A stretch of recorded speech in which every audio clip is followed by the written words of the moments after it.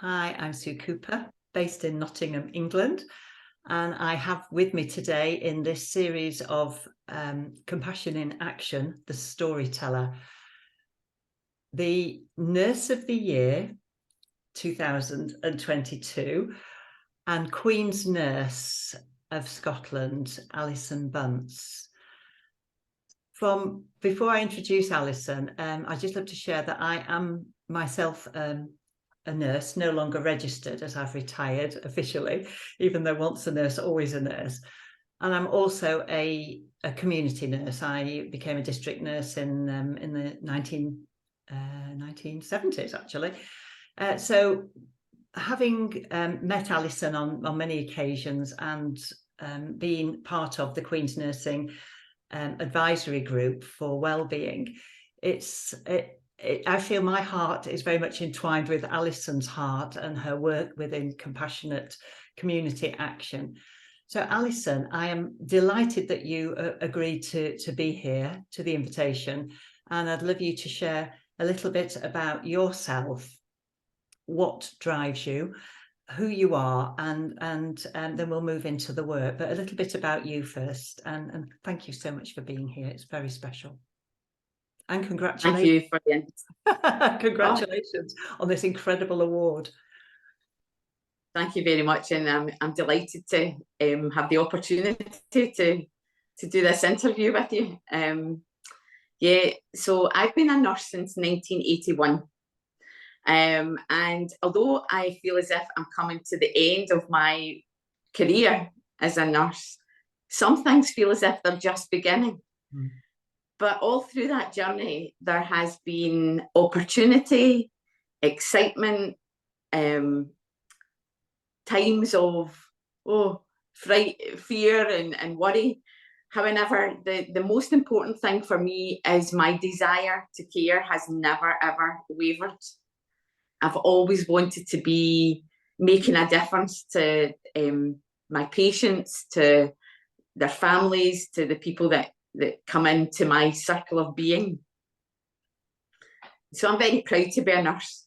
And nursing has been very good to me.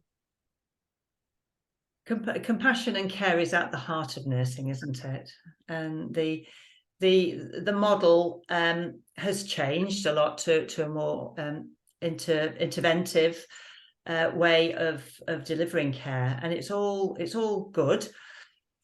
But there's something very special about the work that you are involved in with the Queen's Nurses and also the compassionate community that you've built.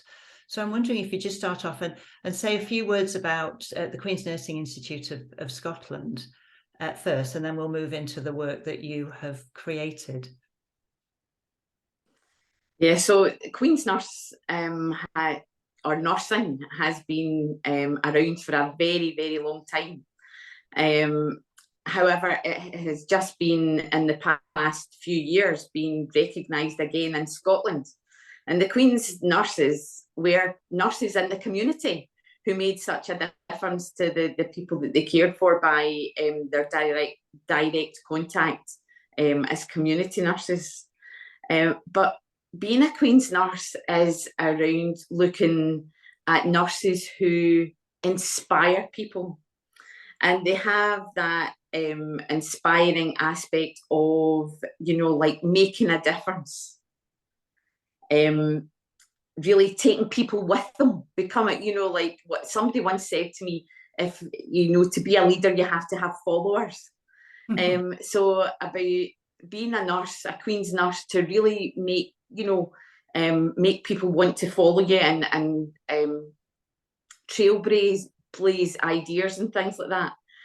But you also have to be quite resilient and be able to kind of work through processes and bureaucracy and have a way of doing that, and also have humility and be able to reflect on your practice. So it's not just one thing that Queen's Nurses are, it's a combination of all those four key areas. And from the knowledge I have of the Queen's Nurses, I think I'm right here in saying that it was Queen Victoria with Florence Nightingale that set up the Queen's Nursing Institute. Yeah, so yeah, that's right. A long time ago. Then it disappeared, didn't it? And it was replaced by district nursing, and then Yes.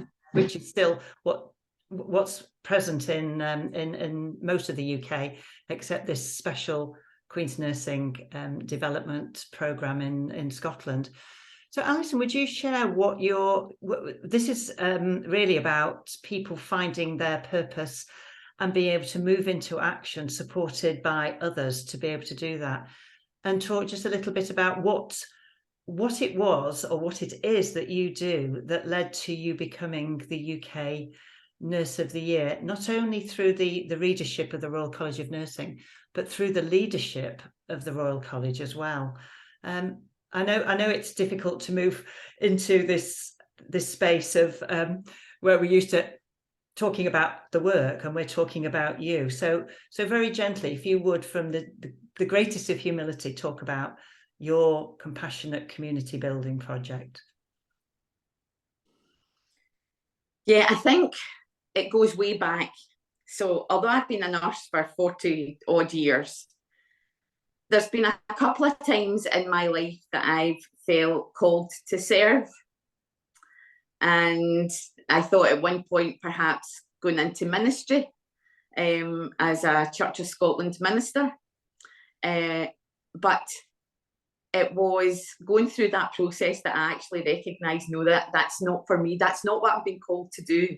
And that my service would be through really empowering people and building relationships. And I was very fortunate to get the opportunity to, I was director of care at our local hospice, Ardgown Hospice. And I, for years, really had this notion of we need to do something different. We don't have all the healthcare professionals that have the sustainability. We've got an aging population. We need to be looking at doing something different. And I got the real opportunity to do a secondment for 3 years to see what would happen. So Compassion at Inverclyde really is around how we embrace and empower a community where ordinary people can help ordinary people in times of real crisis, perhaps at the end of someone's life, at birth, and all stages in between. How can we as ordinary people, as people who care and are compassionate, how can we help and work alongside healthcare professionals? So really, it's been the development of a social movement. It's been organic, that we've really listened to the voice of the community and developed people, and the results have been amazing. It's so successful and exciting, and we really have empowered people to think, yeah, I can do that. I can help that person. Yes, and as you say, you can help that person, and you're helping not only the people who are receiving the care, but also the volunteers who are supporting day by day the people who come to the service, and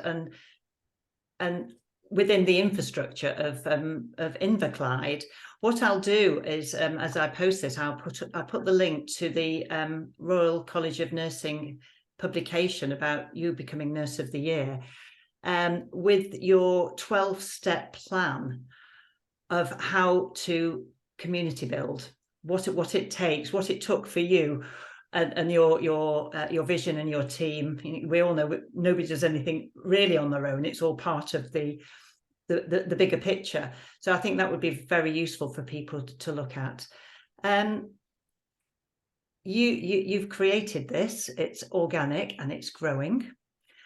My question is, how does that become? What next? What next for you? Growing it, or looking more towards your own spiritual development, or what's coming through to you as I ask that question? Yeah, I think going back to thinking about what was really important to become a Queen's nurse, and how Queen's nurse leadership is important, really drilling down into that is about self-care and the awareness of actually looking after yourself in order to be able to do these pieces of work. And yes, I do think Compassionate Inverclyde will still grow, but I have a real pull to really go inside myself and really start to really try and understand more and grow as a spiritual being, and learn and really embrace that. There seems to be a kind of like burning desire to do that within me. Yes, yeah, like it's calling, isn't it? You're called, I believe, I think we are called to serve.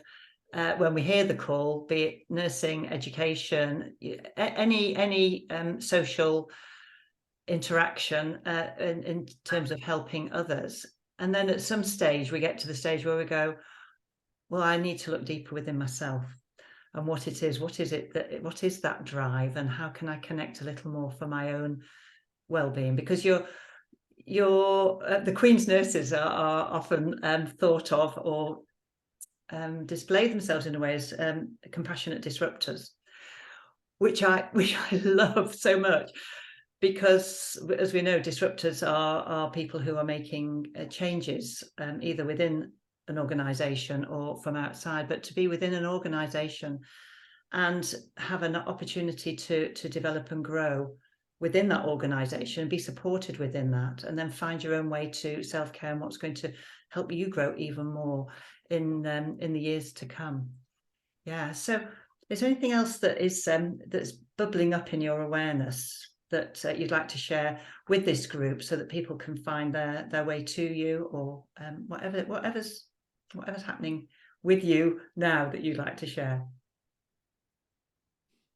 I think it's becoming like really becoming more aware and about who you are, and as a nurse, as a person, as a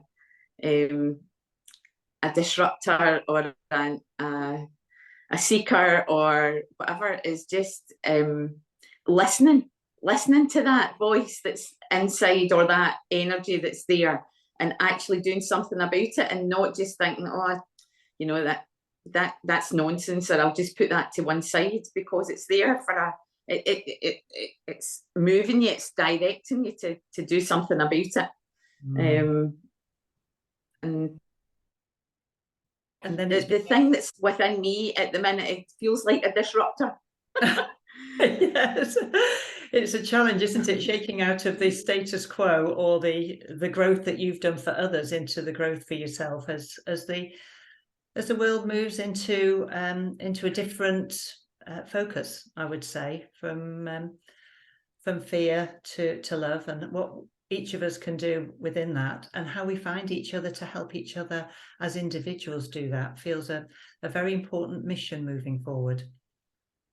So Alison, thank you so much. I know that this will be the start of continued conversations, and I do hope that through this short introduction, people find their way to the work that you have been doing through the links that I'll put in. And also to the Queen's Nursing Institute of Scotland, because something there has opened a whole new way of looking at how we deliver care to others, but as you say, most importantly to ourselves. So thank you so much, and I really look forward to our continued development in compassionate action. Thank you. Me too, and thank you for the opportunity.